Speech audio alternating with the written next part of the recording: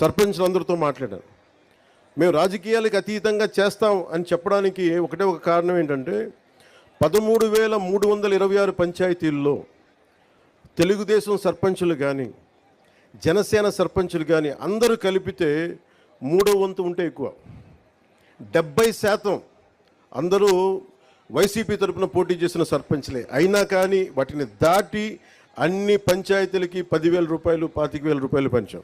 ఇది మా చిత్తశుద్ధి గ్రామాల వైపు, అంతేగాని ఎవరు దాన్ని అసారథ్యం వహిస్తున్నారు కాదు, మన గ్రామాలకి ఏం కావాలి అని ఆ చిత్తశుద్ధిని చూపించడానికి.